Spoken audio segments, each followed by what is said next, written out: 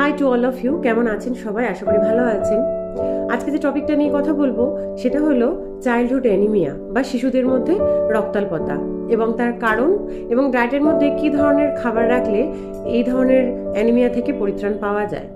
তো প্রথমে বলতে চাই কেন কি কি কারণের জন্য বাচ্চাদের মধ্যে রক্তাল্পতা দেখা দেয়। প্রথমত বলতে চাই পোর নিউট্রিশন বা নিউট্রিশনাল ডেফিসিয়েন্সির কারণে বাচ্চার মধ্যে অ্যানিমিয়া দেখা দেয়। যদি একটি বাচ্চার খাদ্য তালিকা পরিপূর্ণভাবে iron, vitamin B6, vitamin B9, vitamin B12 এই ধরনের ভিটামিনগুলো যদি না থাকে তাহলে তার রক্তাল্পতা দেখা দেয়। এছাড়া যদি বোন ম্যারোর সমস্যা হয় বা বোন ম্যারোর অসুখ থাকে কোনো বাচ্চার, তখন দেখা দেয় অ্যানিমিয়া। এছাড়া মাতৃগর্ভে থাকাকালীন যখন একটি শিশু মাতৃগর্ভে থাকে সেই সময় যদি মায়ের অ্যানিমিয়া থাকে যথাযথভাবে সেটা শিশুর মধ্যে আসে, তখন অ্যানিমিয়া দেখা দেয়। এছাড়া যদি মায়ের হিমোগ্লোবিন লেভেল বা আয়রন লেভেল সমস্ত কিছু ঠিক আছে, বাচ্চা 3 মান্থস আগে ডেলিভারি হয়ে গেছে, তখন এক ধরনের অ্যানিমিয়া দেখা যায়। তখন মানে সিভিয়ারিটি দেখা যায় বাচ্চার মধ্যে, তখন রক্ত দিতে হয় বা সাপ্লিমেন্ট আকারে বাচ্চাকে তখন নিতে হয়। তো এই ধরনের অ্যানিমিয়া দেখা যায়। আর যদি বাচ্চার অন্ত্রতে কৃমির সমস্যা থাকে তখন সেই কৃমি রক্ত একটু একটু করে শুষে নেয়, তখন এক ধরনের অ্যানিমিয়া দেখা যায়। এছাড়া একটা খুব উদাসীনতার ফলে হয়, তো সেটা হলো বাচ্চা মায়ের দুধ খাওয়া যদি বন্ধ করে তার রিপ্লেসমেন্ট হিসেবে তাকে গরুর দুধ দিয়ে দেওয়া হয়। তো সেটা হচ্ছে ভীষণ ব্যাড প্র্যাকটিস। তো সেই কাজটা করলে কি হয়, অন্ত্রটা ড্যামেজ হয় এবং তখন রক্তাল্পতা ধীরে ধীরে অন্ত্র থেকে ব্লিডিং হয় এবং রক্তাল্পতা দেখা দেয়। এছাড়া জেনেটিক বা বংশগত কারণে থ্যালাসেমিয়া যদি দেখা যায় তখন অ্যানিমিয়া দেখা যায়। তো এগুলো হচ্ছে কারণ। কিছু কিছু লক্ষণের মাধ্যমে বাচ্চার অ্যানিমিক সেটা বোঝা যায়, যেমন দেহের কালার বা স্কিন কালার আগে যা ছিল ধীরে ধীরে ফ্যাকাশে হয়ে যাচ্ছে বা হলুদ বর্ণ ধারণ করছে। ফর্সা হয়ে যাওয়া নয়, এটা হচ্ছে অ্যানিমিক হওয়ার লক্ষণ। আগে থেকে স্কিনের কালার ডিসকালারেশন হলে এটা একটা লক্ষণ।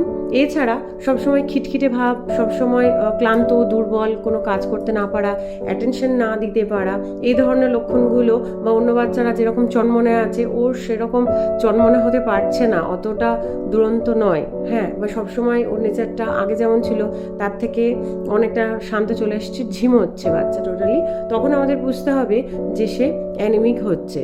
আর একটা কথা, সবসময় ভীষণ মোটা, হেলদি, নাদুস নুদুস বাচ্চাগুলোকে আমরা যদি দেখি, দূর থেকে ভাবি আমরা যে ওরা খুব হেলদি, কিন্তু অ্যাকচুয়ালি না, সেটাও কিন্তু একটা অ্যানিমিয়ার কারণ হতে পারে। দেখা গেল প্রচুর পরিমাণে কার্বোহাইড্রেট তারা খাচ্ছে, সুজি, সাবু, সবসময় বিভিন্ন ফর্মুলা ফুড, ওগুলো সবসময় খাওয়ার ফলে তারা নাদুস নুদুস হচ্ছে। আমরা দেখে ভাবছি তারা হেলদি, কিন্তু তাদের যে প্রোটিন, তাদের যে হিমোগ্লোবিন রিচ, আয়রন রিচ যে খাবারগুলো থাকছে না, সেগুলো হয়তো তার শরীরে নেই, তার ফলে তাদের ওই ধরনের চেহারা হচ্ছে। সেটা মা বাবাকে বুঝতে হবে। তো এটা একটা বিষয়। আর একটা, সবসময় আমরা যারা রোগা আছে বা যারা খুব থিন, তাদেরকে দেখে ভাবি যে এরা ভীষণ অপুষ্টির শিকার এই বাচ্চাগুলো। অ্যাকচুয়ালি কিন্তু না, দেখা গেল তারাই হয়তো ব্যালেন্স করে খাচ্ছে এবং তাদের সমস্ত ধরনের ব্লাড প্যারামিটার বা অন্যান্য ধরনের ইস্যু সব ঠিক আছে। তো এই জিনিসটা মাথায় করতে হবে। কখনো বিবেচনা করা যাবে না যে দেখে যে আমার বাচ্চা ঠিক আছে, আমার বাচ্চা কি ভুল আছে, এটা দেখে বিবেচনা করা যাবে না। এটা একটা ডক্টর কাছে গিয়ে পরামর্শ নিতে হবে, আর কি কি খাবে সেটা একটা ডায়েটিশিয়ানের পরামর্শ নিতে হবে। তো এই ছিল। তো বিভিন্ন ধরনের খাবার আছে যেগুলো হচ্ছে আয়রন রিচ। তো সেই খাবারগুলোর মধ্যে যেটা ফার্স্টেই বলবো সেটা হলো মাংসের মেটে, সেটা চিকেনের হতে পারে, মাটনের হতে পারে। তো এই মেটেতে প্রচুর পরিমাণে আয়রন থাকে, সেটা যদি প্রতিদিনকার ডায়েটে রাখা হয় তো সেখান থেকে তারা আয়রনটা পেয়ে যায়, খুব ভালো মতো অ্যাবজর্পশন হয়।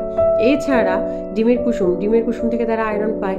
এছাড়া বিভিন্ন ধরনের ডার্ক লিফি গ্রিন ভেজিটেবল, যেমন পালং শাক, এছাড়া কচু শাক, লাল শাক, এই ধরনের শাকের মধ্যে প্রচুর পরিমাণে আয়রন আছে। এছাড়া বেদানা, টমেটো, তরমুজ, এগুলোতে প্রচুর পরিমাণে আয়রন পাওয়া যায়। এছাড়া খেজুর, কিশমিশ, মাছ, এগুলোর মধ্যে পাওয়া যায়। ডেয়ারিতেও কিছুটা পরিমাণ পাওয়া যায়। তো এগুলো প্রতিদিনকার ডায়েটে যদি ইনক্লুড করা হয়, আর তাছাড়া সাপ্লিমেন্ট বা সিরাপ আকারে ডক্টর যদি প্রেসক্রাইব করেন, সেগুলো যদি নেওয়া হয়, দুই তরফ থেকে যদি নেওয়া হয়, তাহলে নিউট্রিশনাল যে ঘাটতি সেটা পূরণ হবে। এছাড়া যদি সিরিয়াস কন্ডিশন হয় তখন অবশ্যই ডক্টরের কাছে নিয়ে যেতে হবে, পরামর্শ করতে হবে, ওনার কথা মতো উনি যা যা বলে সেই স্তরে তার ট্রিটমেন্ট করতে হবে। আজকে টপিক এটাই ছিল। আশা করি সবাই বুঝতে পেরেছেন। সবাই ভালো থাকবেন, সুস্থ থাকবেন। ধন্যবাদ।